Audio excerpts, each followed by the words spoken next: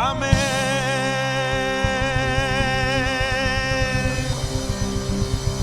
Dale un fuerte aplauso al Señor,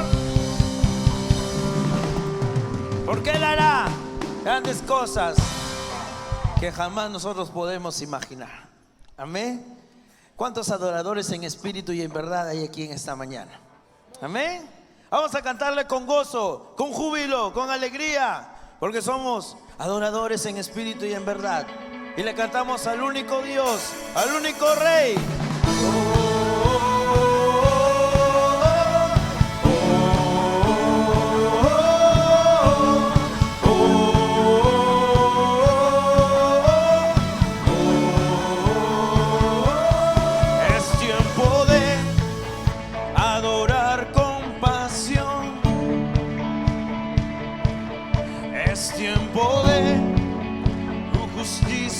Fluir.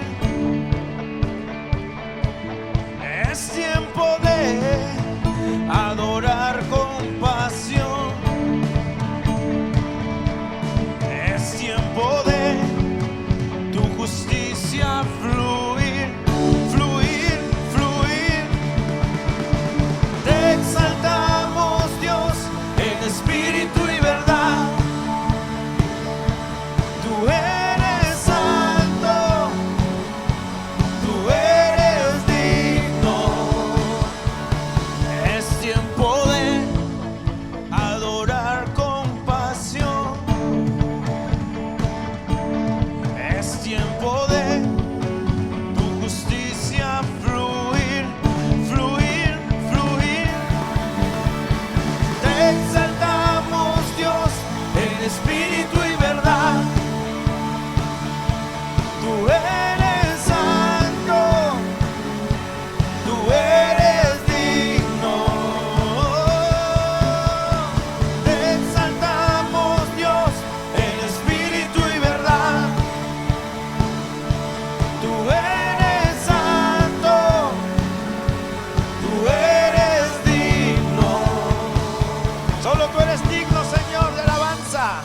digno de adoración, y nos rendimos ante tu presencia, porque tú eres grande, eres majestuoso, tú eres nuestro Dios, eres nuestro Rey, y te exaltamos hoy y por siempre.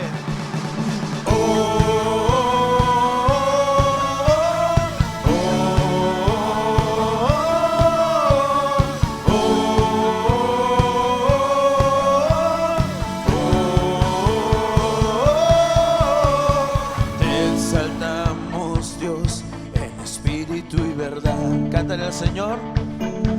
Tú eres santo, tú eres.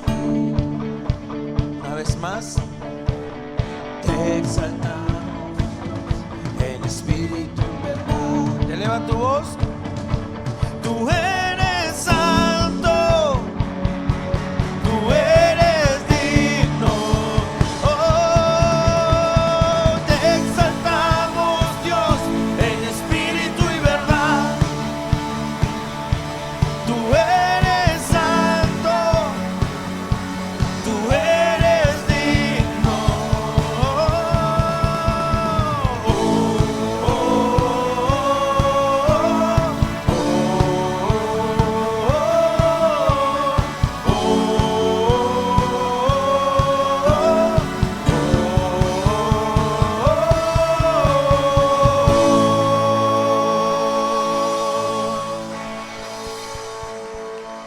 Tú eres santo, Señor, tú eres grande, tú eres digno de alabanza y de adoración, Señor, porque tú eres mucho más grande de lo que podamos imaginar. Somos tan limitados que no alcanzaría para poder imaginar cuán grande es nuestro Dios, porque Él es el dueño de la creación. Tu iglesia le canta y le adora. Nos rendimos delante de Él, ante el Rey de Reyes y el Señor de Señores. Le cantamos a nuestro Dios, porque Él es digno de alabar.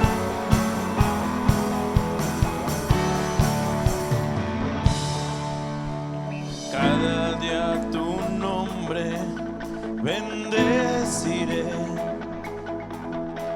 y moraré en tu gloria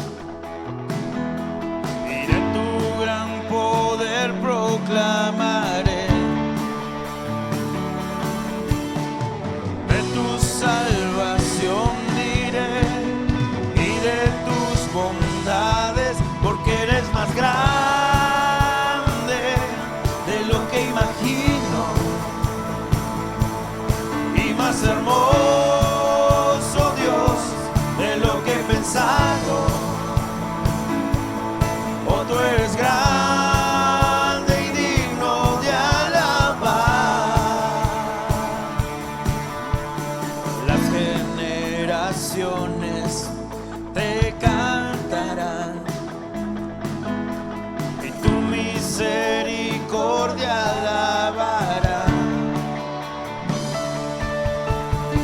Cantaremos juntos del Salvador, que vino y del pecado nos libró. Tú llenas nuestras vidas, Señor. Tú llenas nuestras vidas.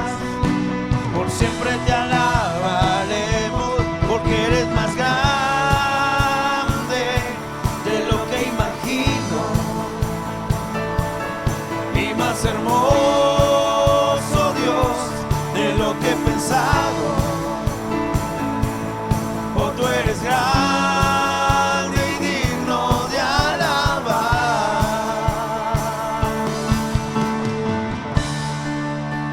Tú eres digno de alabar, Señor.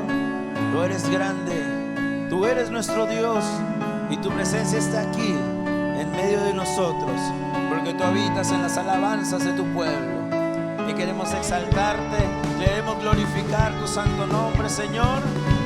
Digno de alabanza eres tú. Todos juntos cantamos como iglesia ante el Señor y decimos: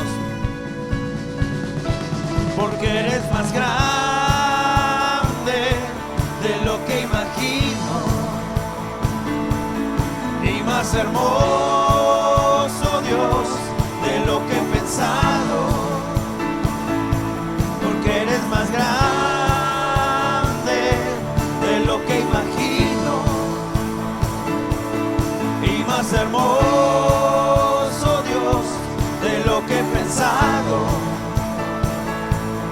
Oh, tú eres grande y digno de alabar. Oh, tú eres grande y digno de alabar. Tú eres grande y digno de alabar. Oh, grande eres tú, Señor, digno de alabanza y adoración. Tú eres nuestro todo, Señor. Por eso que nos rendimos delante de ti. Gracias por tu amor, por tu fidelidad. Alabado sea nuestro Señor.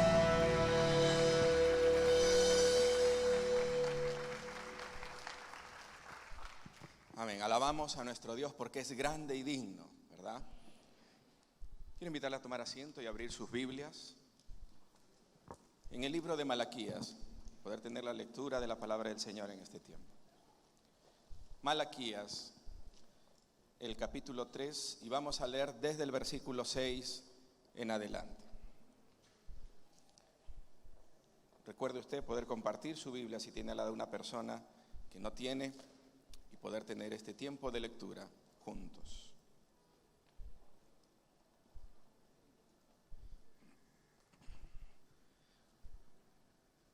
Malaquías capítulo 3, desde el versículo 6, dice así la palabra del Señor. Porque yo, Jehová, no cambio. Por esto, hijos de Jacob, no habéis sido consumidos. Desde los días de vuestros padres os habéis apartado de mis leyes y no las guardasteis. Volveos a mí, y yo me volveré a vosotros, ha dicho Jehová de los ejércitos. Mas dijisteis: ¿en qué hemos de volvernos? ¿Robará el hombre a Dios? Pues vosotros me habéis robado. Y dijisteis: ¿en qué te hemos robado? En vuestros diezmos y ofrendas. Malditos sois con maldición, porque vosotros, la nación toda, me habéis robado. Traed todos los diezmos al alfolí, y haya alimento en mi casa. Y probadme ahora en esto, dice Jehová de los ejércitos, si no os abriré las ventanas de los cielos, y derramaré sobre vosotros bendición hasta que sobreabunde. Reprenderé también por vosotros al devorador, y no os destruirá el fruto de la tierra, ni vuestra vida en el campo será estéril, dice Jehová de los ejércitos. Y todas las naciones os dirán bienaventurados, porque seréis tierra deseable, dice Jehová de los ejércitos. Hasta aquí la lectura, hermano.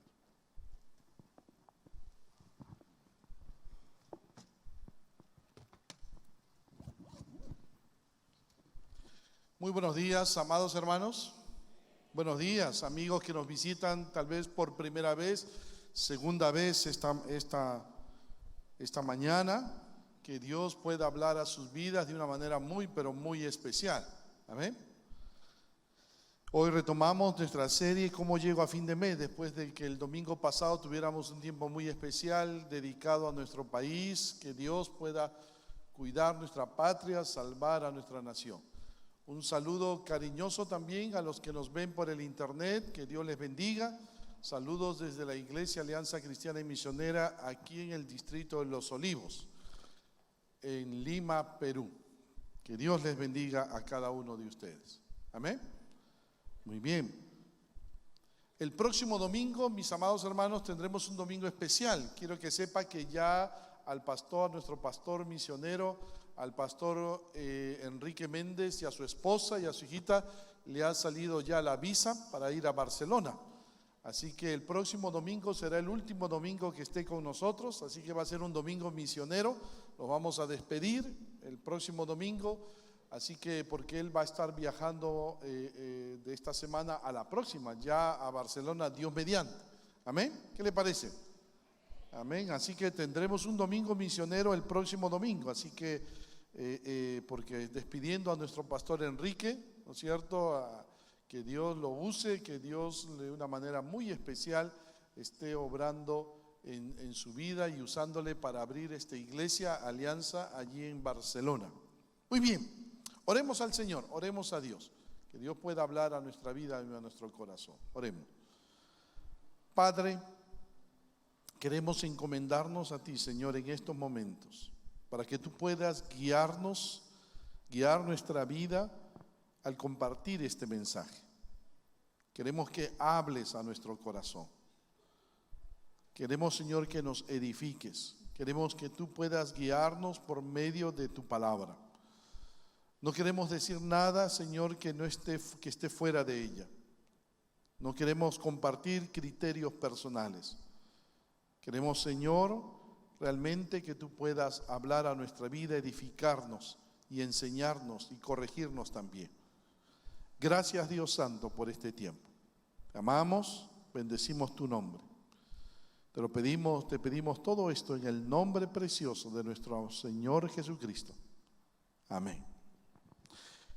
Continuando con nuestra serie ¿Cómo llego a fin de mes? Hoy vamos a ver el desafío financiero de Dios, el diezmo. Quiero que podamos entender esto, mis amados hermanos, con mucha claridad esta mañana, y a nuestros amigos que nos visitan también, ¿no es cierto? Queremos compartir todo el consejo de Dios. A veces hablar de estos temas materiales de dinero es muy difícil, ¿no? Porque podemos ser malinterpretados, pero tenemos que enseñar lo que nosotros creemos que la palabra de Dios enseña. Amén. Y entonces queremos compartir hoy acerca del desafío financiero de Dios, el diezmo. Una buena administración de los recursos de Dios involucra necesariamente el honrar a Dios con los bienes que Él nos da.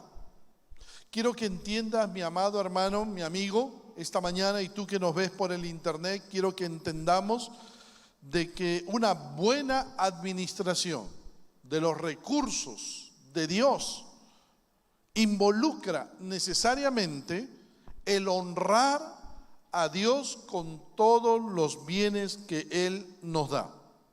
Hay cientos de versículos, déjame decirte esto, hay cientos de versículos en la Biblia que nos enseñan que honrar a Dios con los bienes que Él nos da es parte fundamental de nuestra vida espiritual. Por ejemplo, tenemos ahí, Salomón nos dice en Proverbios capítulo 3, versículo 9 al 10, honra a Jehová con tus bienes y con las primicias de todos tus frutos, y serán llenos tus graneros con abundancia, y tus lagares rebosarán de mosto. ¿Notas lo que nos está diciendo Salomón en este pasaje? Honra a Jehová con tus bienes y con las primicias de todos tus frutos, ¿no es cierto? Y serán llenos tus graneros, habrá bendición. Sin embargo, a pesar de que la Biblia presenta tan claramente la importancia de usar los recursos materiales para la gloria de Dios, vemos que la naturaleza humana no está de acuerdo. Tendemos al egoísmo, tú lo sabes. Por naturaleza nosotros somos egoístas. Nos cuesta dar, nota bien. La razón de ello es porque el diseño y el plan original de Dios con relación al buen uso de nuestras finanzas se ha visto deteriorado por el pecado. Allí está la razón. Allí está el problema, mi amigo. El pecado dañó el buen uso de los recursos que Dios nos da. Todo padre sabe que la primera palabra que aprende un niño es a decir no. Esa es la primera palabra. Pero la segunda palabra que aprende a decir un niño es la palabra mío. ¿Notas? Mío. Esto es mío. Los niños mío. ¿Y notas por qué? Porque eso es producto de la naturaleza con la cual nacemos todos los seres humanos. La naturaleza de pecado. La naturaleza egoísta. Y esa naturaleza nos hace a nosotros ser personas egoístas. Yo primero, yo segundo, yo tercero. Ese deseo de tener, este deseo de acaparar, lo hemos instalado en nuestro corazón humano. Nos cuesta aceptar que Dios es el dueño de todo. Por lo tanto, nos cuesta honrar a Dios con nuestros bienes. Nos cuesta. En su palabra, Dios ha establecido el diezmo como una forma de honrarlo con los recursos que Él nos da. De todos los ingresos que percibimos de parte de Dios, que uno recibe en un determinado periodo de tiempo, debiéramos apartar, todo hijo de Dios debe apartar el 10% para honrar a Dios y de esa manera también sostener la obra de Dios. Ahora, ¿qué encontramos, mi hermano, en la palabra acerca del diezmo? Déjame explicarte brevemente, mi hermano, qué nos dice Dios acerca del diezmo. Amén. 4 enseñanzas fundamentales. 1, en primer lugar, el diezmo aparece antes del periodo de la ley. Quiero que entiendas esta mañana, mi hermano, que el diezmo aparece antes del periodo de la ley, antes del tiempo en que Dios establece su ley por escrito en el tiempo de Moisés. El honrar a Dios con los recursos que Dios nos da es algo que se ve desde la primera familia, mi hermano. El honrar a Dios. Si tú vas al libro del Génesis, capítulo 4, versículos 3 y 4, vas a encontrar que ya la primera familia honraba a Dios con sus bienes.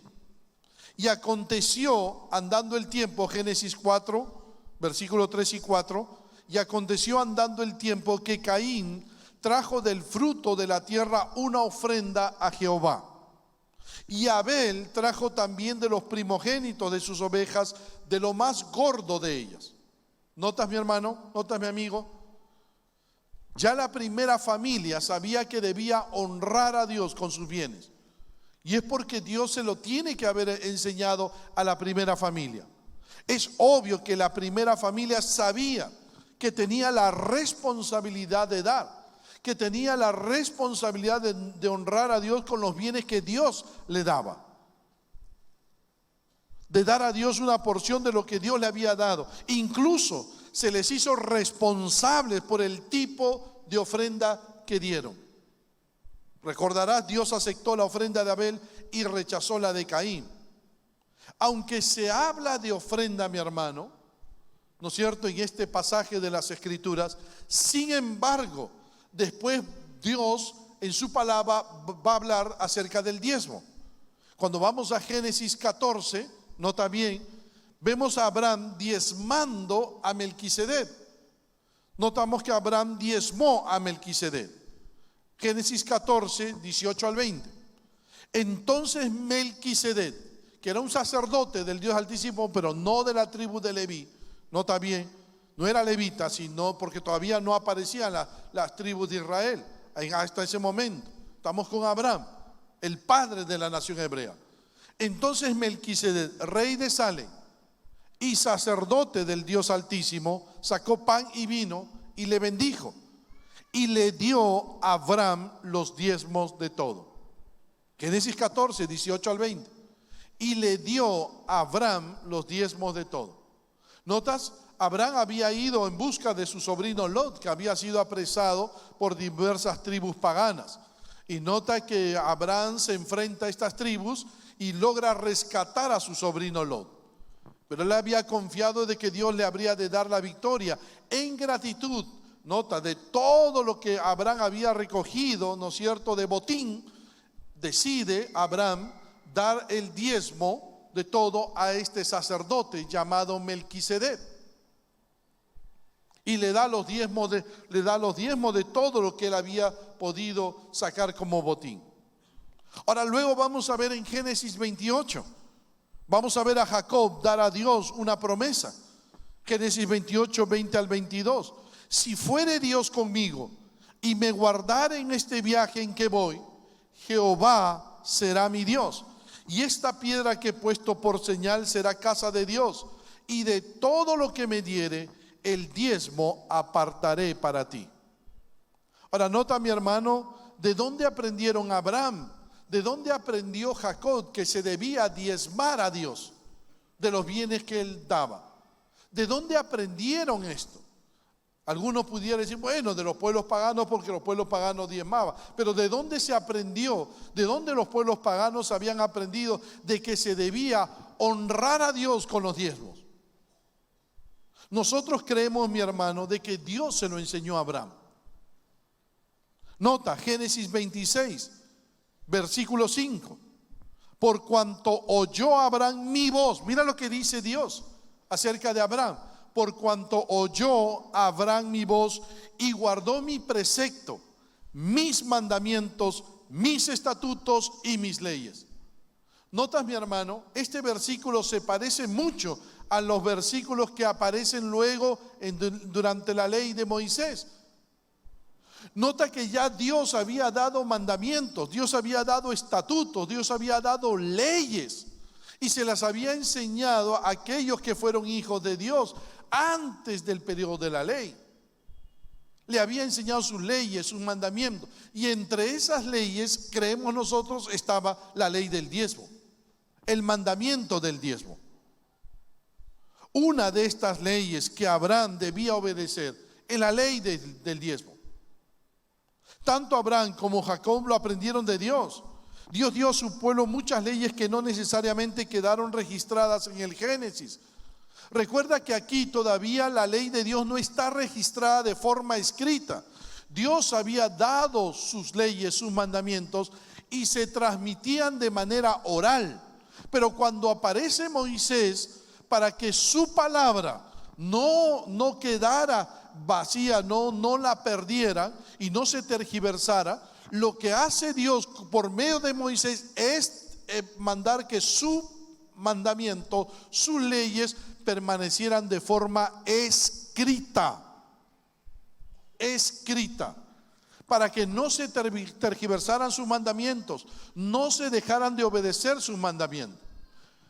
En tiempo de Abraham era de forma oral, se transmitía de forma oral, pero ya con Moisés las leyes de Dios se establecen por escrito.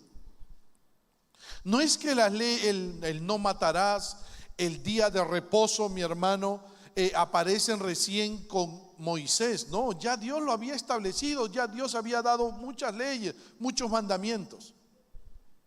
El no matarás, el día de reposo, el diezmo. Pero recién con Moisés las leyes de Dios se van a escribir. Nota bien. ¿Notas? El diezmo es algo que Dios ya había establecido antes del periodo de la ley, 600 años antes. Por tanto, no está unido al periodo de la ley, como algunos intentan decirlo. Tú sabes que hoy día en las redes sociales, en el Facebook, hay mucha gente que le da duro al diezmo, ¿no es cierto? Y lamentablemente ha habido hasta pastores que han mal utilizado el diezmo. Y hay toda una teología del diablo, la teología de la prosperidad, que lamentablemente enseña algo que no enseña la palabra de Dios. Y ha traído mucha desazón, mucha gente no ha dejado de creer en lo que la palabra de Dios enseña. Pero nosotros tenemos que enseñarte lo que la Biblia enseña.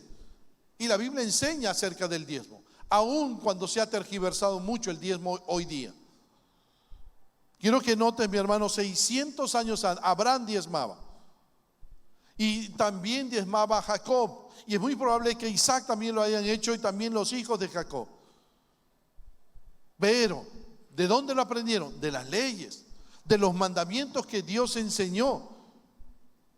Por cuanto oyó Abraham mi voz y guardó mi precepto, mis mandamientos, mis estatutos y mis leyes. Pero todavía Dios no lo establecía de forma escrita. Todavía se transmitían de forma oral. A partir de Moisés, la ley comienza a escribirse para que no se tergiversara la palabra de Dios. ¿Notas, mi hermano? Lo segundo que aprendemos, mi amigo, mi hermano. 2, el diezmo en la ley era el modelo de Dios para dar. Entonces ya en el periodo de la ley, el diezmo se convierte en el modelo de Dios para honrarlo, para dar. Cuando llegamos al periodo de la ley, queda claro que el diezmo es el estándar, es el modelo de Dios para dar. Y el diezmo ni siquiera le pertenecía al dador, el diezmo le pertenecía al Señor, así lo estableció Dios. Mira lo que dice Levítico 27:30. Y el diezmo de la tierra, así de la simiente de la tierra como del fruto de los árboles, de Jehová es cosa dedicada a Jehová. Notas, el pueblo de Dios ni siquiera pensaba que el diezmo era suyo y que podían hacer con él lo que le diera la gana. No, era del Señor y se lo devolvían automáticamente al Señor. Ellos recibían de la tierra y automáticamente le daban al Señor, honraban a Dios con el 10% de todos sus ingresos. El diezmo en la ley tenía, en el periodo de la ley, tenía 3 usos. 1, servía para sostener a los levitas y sacerdotes en primer lugar. Nota lo que dice en Números 18:24, porque a los levitas he dado por heredad los diezmos de los hijos de Israel, que ofrecerán a Jehová en ofrenda. ¿Notas? Porque a los levitas he dado la heredad de los diezmos. La tribu de Leví fue la tribu apartada por Dios para que sirvieran a Dios en el tabernáculo y luego en el templo. Ellos no habrían de dedicarse más que a las labores del templo, a la obra del Señor. Entonces sus hermanos de las otras tribus debían diezmar y con ese diezmo los levitas se habrían de sostener. Y los levitas habrían de sostener a los sacerdotes. ¿Cómo sostenían a los sacerdotes? Con el diezmo del diezmo.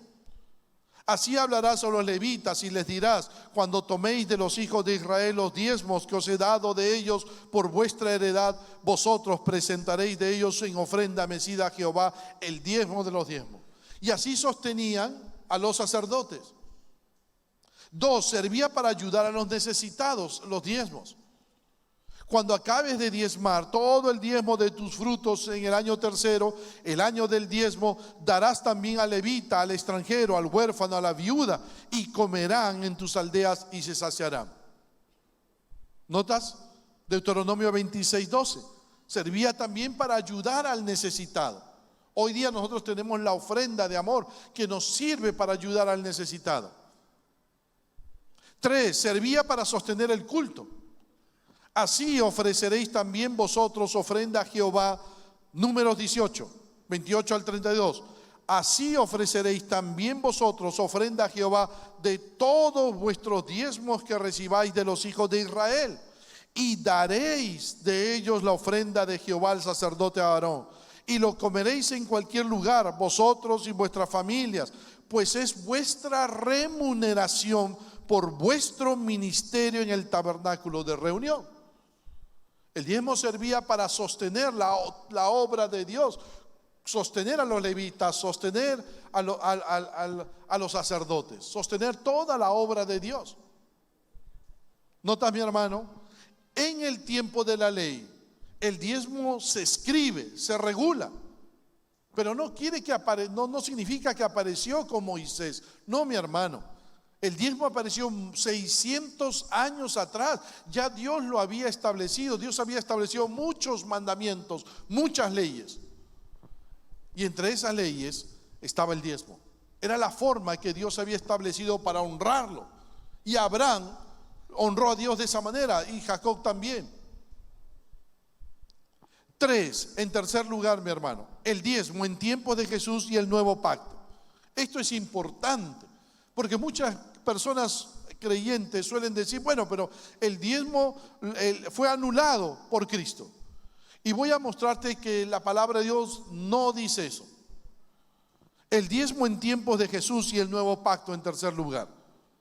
Muchos rápidamente tienden a decir que nuestro Señor Jesucristo no habló acerca del diezmo y por lo tanto no se debe cumplir, no se debe diezmar, porque era parte del antiguo pacto entre Dios y el pueblo de Israel, y que ya no es parte del nuevo pacto entre Dios y su pueblo, la iglesia. Pero déjame decirte que esto es algo errado. En el Nuevo Testamento encontramos que Jesús no anuló el diezmo, sino que criticó la actitud legalista, hipócrita de los fariseos.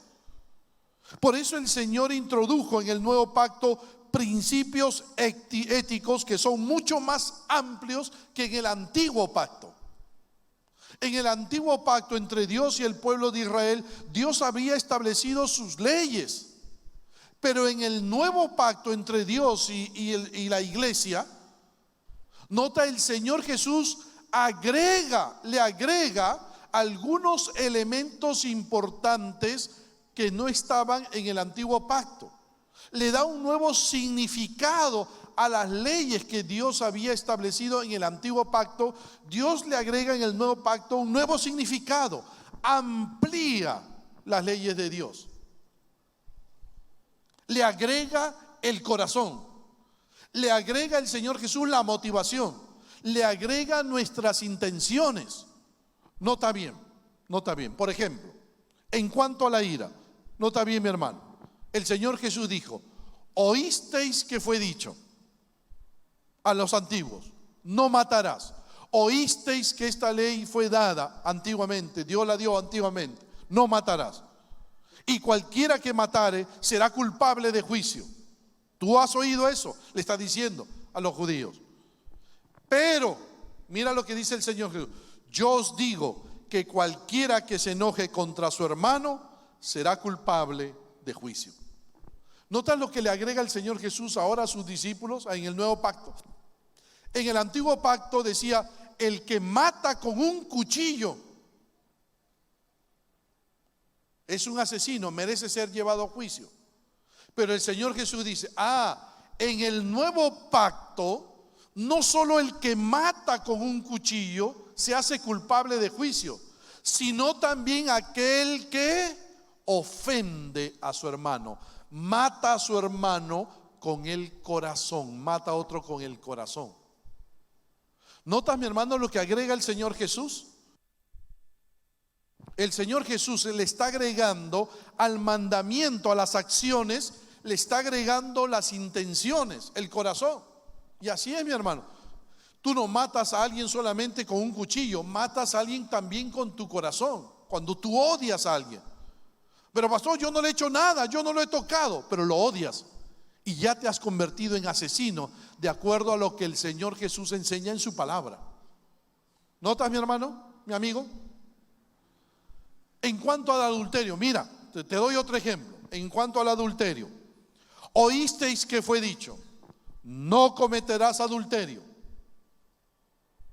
Pero yo os digo, mira lo que dijo el Señor Jesús: pero yo os digo que cualquiera que mira a una mujer para codiciarla, ya adulteró con ella en su corazón. ¿Notas? Otra vez, el antiguo pacto dice: no debemos cometer adulterio físico, estar con una mujer que no sea nuestra esposa. El Señor Jesús ahora le va a dar un nuevo significado: no debemos cometer adulterio físico, pero tampoco adulterio del corazón.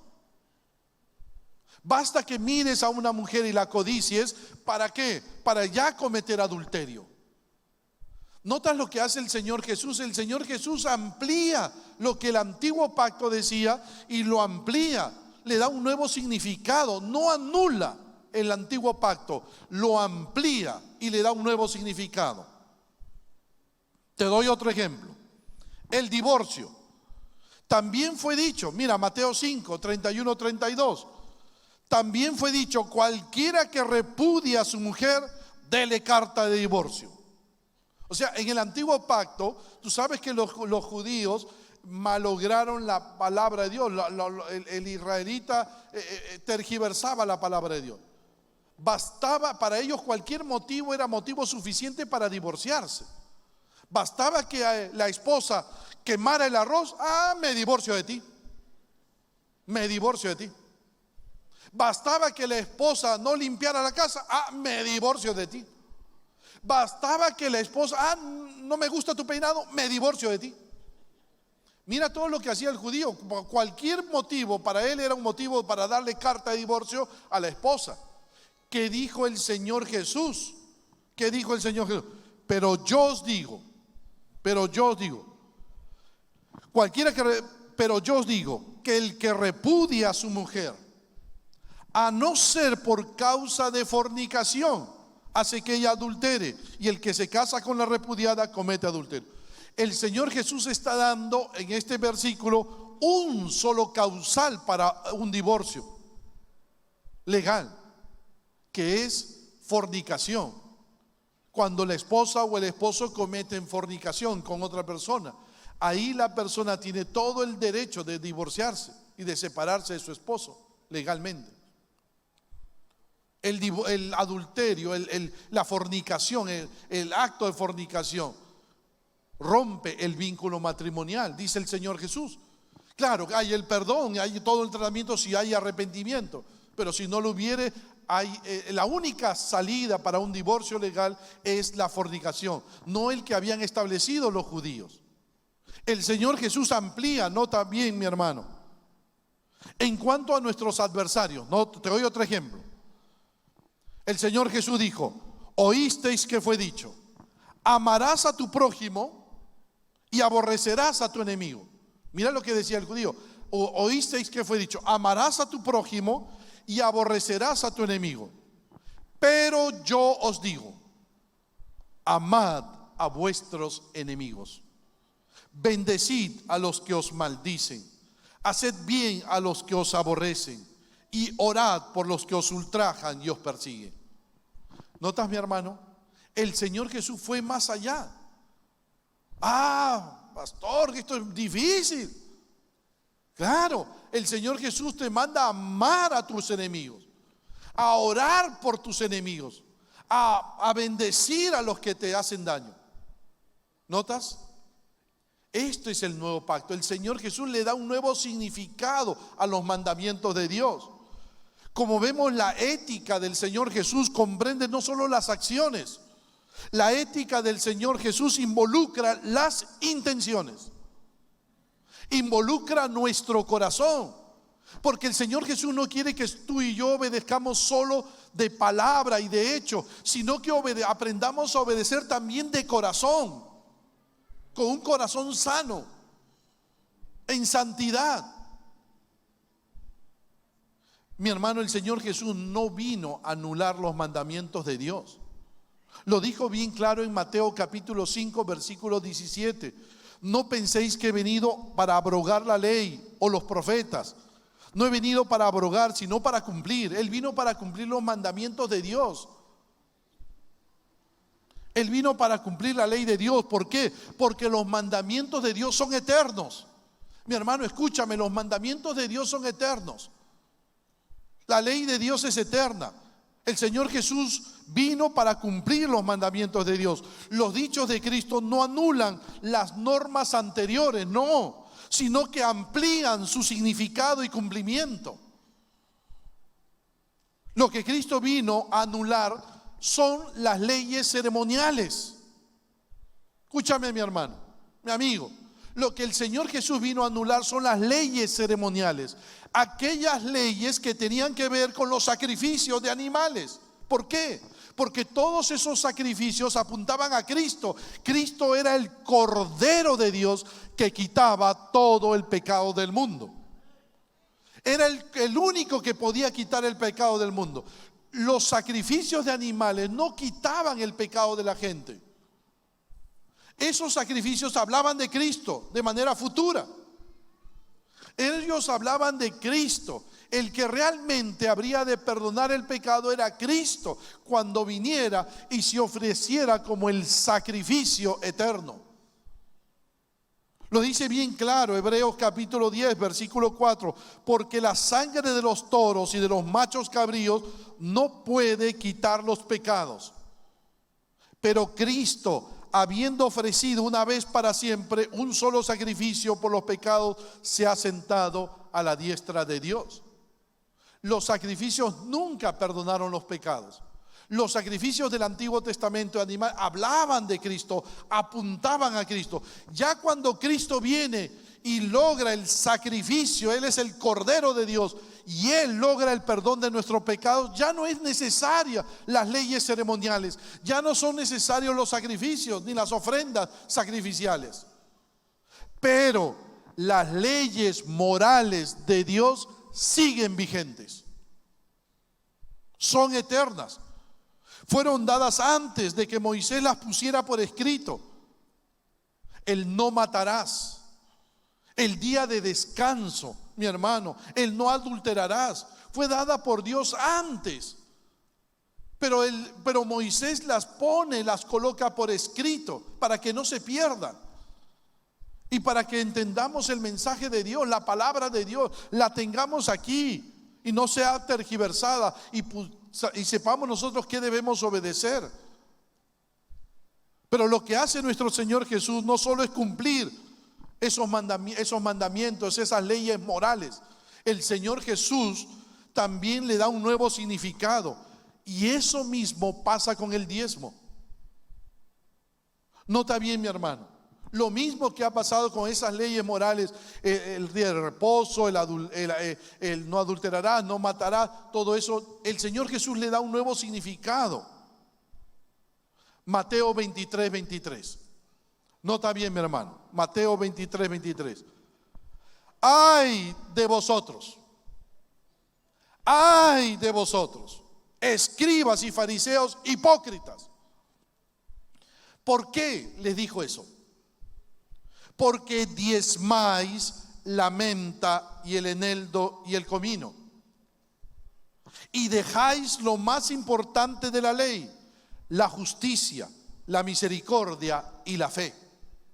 ¿Notas, mi hermano? Esto era necesario hacer. Mira cómo termina el Señor Jesús. Esto era necesario hacer sin dejar de hacer aquello. ¿Notas lo que está haciendo el Señor Jesús? Lo mismo que hizo. Oísteis que fue dicho, pero yo os digo. ¿Qué está enseñándonos el Señor Jesús? Es evidente, mi hermano, de acuerdo a este versículo, que el diezmo era muy importante para un judío, aún para un líder judío. Si tú vas a la parábola del fariseo y el cobrador de impuestos, en Lucas 18:12 dice, el judío decía: ayuno 2 veces a la semana, doy diezmos de todo lo que gano. ¿Notas? Daba diezmos de todo lo que ganaba. Pero había un problema con el judío y con el líder judío, y es que ellos cumplían solo una parte del mandamiento y dejaban de lado la otra parte. ¿Cuál era la otra parte? La justicia, la misericordia y la fe, que era lo más importante de la ley. Es el corazón, es la santidad, es la piedad. Por eso mira, nota cómo termina el Señor Jesús. Esto era necesario hacer sin dejar de hacer aquello.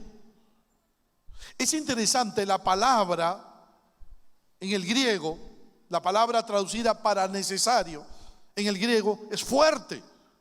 Indica necesidad, era una imperiosa necesidad de hacerlo. Podemos traducirlo de esta manera: debes hacer estas cosas sin descuidar estas otras. Eso está enseñando el Señor Jesús. Debes hacer estas cosas sin descuidar estas otras. Lo que estaría enseñando el Señor Jesús es que ellos debían estaban obligados a diezmar, pero sin descuidar lo más importante del mandamiento, que era la justicia, la misericordia y la fe. Notas otra vez el Señor Jesús ampliando el mandamiento de Dios. Lo que está diciendo, sí, tienes que diezmar. Honra a Dios con tus diezmos, pero no olvides esto: agrégale a tu diezmo el corazón. Agrégale al diezmo la santidad. Eso está diciendo el Señor Jesús. No está anulando el mandamiento del diezmo. Está agregándole al mandamiento lo que debemos agregar. ¿Por qué? Porque una cosa, mi hermano, es diezmar, ¿no es cierto? Así de manera obligada, como los fariseos. Y así muchas personas diezman. Voy a diezmar. El fariseo así diezmaba obligadamente, y para que, ¿cómo se llama? Para que todos los demás lo vieran. Miren cómo diezmo doy. Y a veces de manera obligatoria, legalista. Voy a diezmar. Como muchos diezman hoy día. Hay muchos creyentes que diezman así. Voy a diezmar. O pasan en el alfolí por ahí. Voy a diezmar por culpa de este bigotón. ¿Por qué? Me echan la culpa. Enojados, legalistamente. No, pues, eso está mal. Eso está mal. Y aún con un corazón lleno de pecado, lo que está diciendo el Señor, no. Debes diezmar, pero agrégale a tu diezmo la justicia, la misericordia y la fe. Es interesante cómo traduce este versículo la Nueva Traducción Viviente.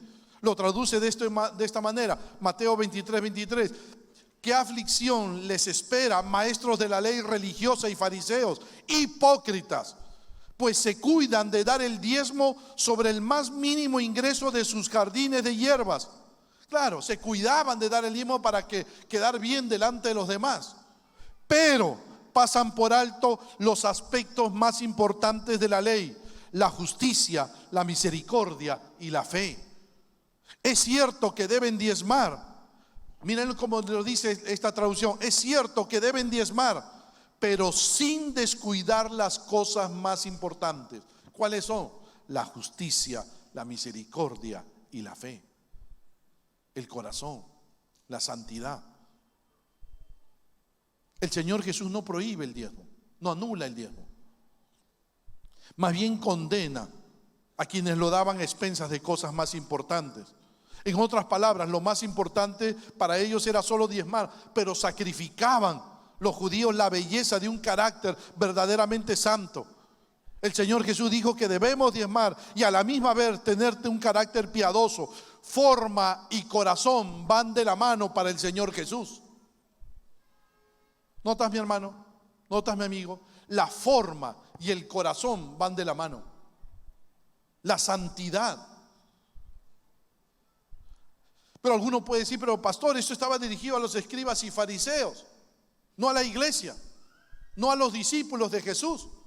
Pero es un grave error, mi hermano, porque el contexto del pasaje es diferente. En Mateo, si tú vas al primer versículo de Mateo 23, el pasaje donde leemos 23, pero vas al primer versículo del capítulo de Mateo 23, mira lo que dice el Señor Jesús, lo que dice el pasaje, Mateo 23:1.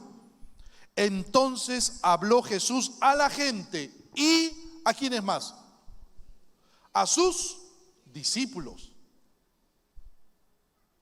Aquellos que allí empezaba el germen de la iglesia. A sus discípulos, aquellos que lo seguían a Jesús. Sus discípulos somos nosotros. Aún el Señor Jesús, ¿notas, mi hermano? Aún el Señor Jesús ya le había enseñado a sus discípulos que ellos debían superar a los escribas y fariseos en Mateo 5:20, porque os digo que si vuestra justicia no fuere mayor que la de los escribas y fariseos, no entraréis en el reino de los cielos. Notas, no entraréis en el reino de los cielos. Si vuestra justicia no fuere mayor que la justicia de los fariseos. Lo que le estaba diciendo el Señor Jesús a sus discípulos es: ustedes, el carácter de ustedes, la santidad de ustedes, los hechos de ustedes tienen que ser mayor que de la justicia de los fariseos. Eso, ¿qué estaba diciendo el Señor Jesús? Si nos vamos al diezmo, nosotros debiéramos diezmar más de lo que diezmaban los escribas y fariseos. Pero lo que el Señor Jesús estaba diciendo es que debemos honrar a Dios, ser obedientes a todos los mandamientos morales de Dios, a todos los mandamientos de Dios, pero agrégale tu corazón, la motivación, agrégale santidad, temor de Dios. Eso está diciendo el Señor Jesús. El Señor Jesús no vino a abrogar la ley. Los mandamientos de Dios son eternos. Él no vino, el día de descanso lo mantenemos, el no matarás lo mantenemos. Pero también mantenemos el diezmo. Mi hermano, el Señor Jesús no lo anuló, Él vino a cumplirlo. Lo que el Señor Jesús anuló fueron las leyes ceremoniales, los sacrificios, porque eso apuntaba a Cristo, al mismo Cristo.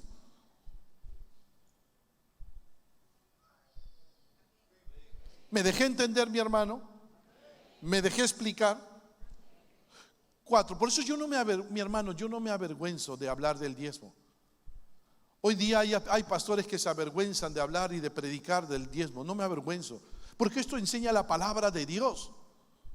Esto enseña la palabra y lo enseña. Aquí en la Alianza Cristiana y Misionera lo venimos enseñando más de 100 años.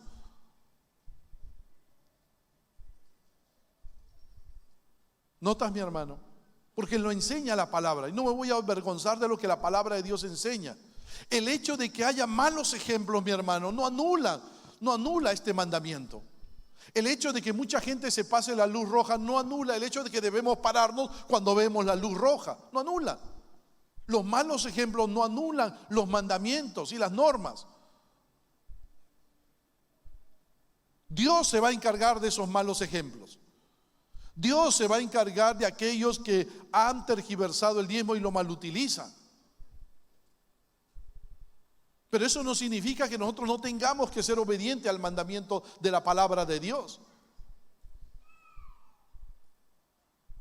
4, termino. El diezmo no es solo un asunto material, sino espiritual. Eso es importante. Si tú vas al libro de Malaquías, tú no puedes decir, no, eso es antiguo. No, mi hermano, está dentro de un contexto. El diezmo era parte de los mandamientos de Dios. Y el diezmo está en un contexto espiritual en Malaquías.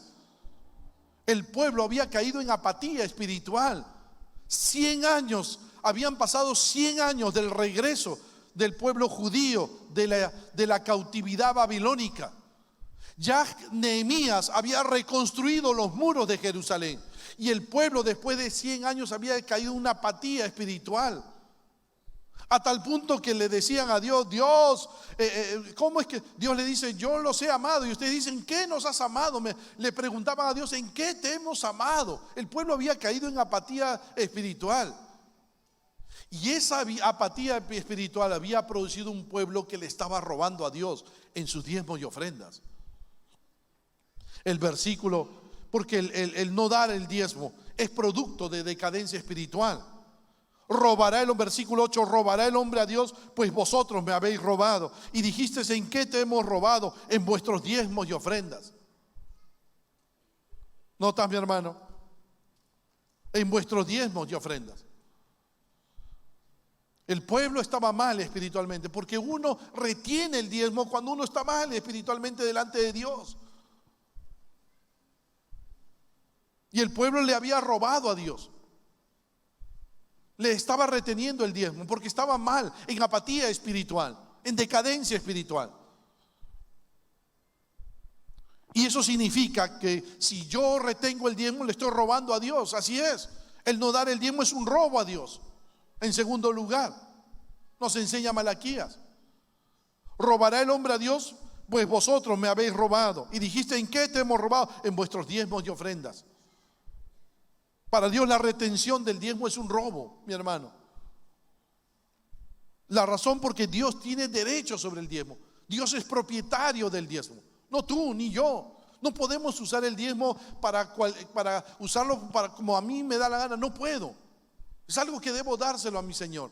Debo honrar a Dios con mi diezmo. No dar el diezmo 3 es causa de maldición. Maldito soy, versículo 9, con maldición, porque vosotros la nación toda me habéis robado. Retener el diezmo no nos trae más, nos trae menos, nos empobrece. Por eso hay muchos que viven ajustados, con problemas en su matrimonio, porque el esposo y la esposa se ponen de acuerdo para no dar el diezmo. Y después vienen problemas en el matrimonio, problemas en la familia, problemas en el hogar. Porque basta que tú rompas un mandamiento de la palabra para que rompas otro mandamiento. Dios nos desafía con el diezmo. Mira lo que dice Malaquías en el versículo 10. Trae todos los diezmos al alfolí. Es un asunto privado. Trae tu diezmo al alfolí. Haya alimento en mi casa. Es para sostener la obra de Dios. Y probadme, pruébame. ¿Crees que yo soy Dios? Pruébame. ¿Crees que te voy a bendecir? Pruébame. Sé fiel. Dice Jehová, sé fiel en tu diezmo. Ahora con esto dice Jehová de los ejércitos: si no, os abriré la ventana de los cielos y derramaré sobre vosotros bendición hasta que sobreabunde. Pruébame, pruébame. ¿Quieres saber si soy Dios? Da tu diezmo y vas a ver si no te voy a abrir la ventana de los cielos y voy a derramar bendición para tu vida. Pruébame, pruébame, está diciendo el Señor. Nos desafía con el diezmo el Señor a ser fieles en nuestros diezmos y ofrendas. Durante años, mi hermano, años, desde que yo tengo como creyente, desde los 14 años que soy creyente, mi hermano, he sabido darle a mi Señor. Y cuando tuve mi primer trabajo, le di a mi Señor mi diezmo. Cuando nos casamos con mi esposa, le damos al Señor nuestro diezmo. Nunca le hemos fallado darle nuestro diezmo y nuestra ofrenda misionera. Y Dios nunca nos ha fallado. Dios ha sido bueno para con nosotros. Nunca, aún en los momentos de mayor necesidad, mi hermano, nunca tocamos lo que le pertenecía a Dios. Y Dios ha sido fiel para con nosotros. Pruébale a Dios, mi hermano, mi amigo que nos visitas. Yo te animo en esto. Yo sé, hoy has escuchado un mensaje acerca del dar. Y es algo que nos cuesta a los seres humanos. Y has escuchado que la causa de ello es el pecado. La causa de ello es el pecado. El pecado es esa actitud de rebelión contra Dios. El pecado nos hace ser egoístas. Nos hace ser egoístas. Yo primero, yo segundo, yo tercero. Pero hoy has escuchado la buena noticia, mi amigo, mi amiga, que el Señor Jesús vino a morir en la cruz por nuestros pecados. Y cuando Él nos da de su salvación y Él viene a nuestro corazón, nos da la capacidad para dar, no solo dar recursos, sino para dar tu propia vida a los demás, para darte tú a los demás, a tu familia, para que tú seas transformado de adentro hacia afuera. Solo no puedes enfrentar el pecado, pero cuando Cristo viene a tu corazón, Jesucristo te da la capacidad, la fortaleza para vencer todo pecado. Te da de su salvación, te da de su perdón, pero te da la capacidad para vencer todo pecado. ¿No te gustaría, mi amigo que nos visitas, no te gustaría entregarle tu vida a Cristo hoy? ¿No te gustaría decirle sí a Jesucristo? Yo voy a hacer la misma oración que hice cuando le entregué mi vida a Cristo. Y si hoy quieres hacerla, repite conmigo esta oración. Vamos a cerrar nuestros ojos. Vamos a cerrar nuestros ojos. Vamos a orar a Dios. Y aquellos que hoy quieran entregarle su vida a Cristo, que quieran rendirle su vida a Jesús y romper con ese egoísmo. Si tú que nos ves por internet quieres entregarle tu vida a Jesús, haz conmigo esta oración. Repite conmigo estas palabras. Si hoy reconoces tu necesidad de Dios, si hoy estás dispuesto a pedir perdón a Dios por tus pecados y a entregarle tu vida a Jesús, ¿quieres hacerlo? ¿Quieres recibir a Cristo en tu corazón? Ora conmigo esta oración. Dile a Jesús estas palabras. Señor Jesús, te abro mi corazón. Destruye todo egoísmo en mi vida. Gracias, Jesucristo. Perdona todos mis pecados. Recibo tu salvación, Jesús. Me someto a tu voluntad.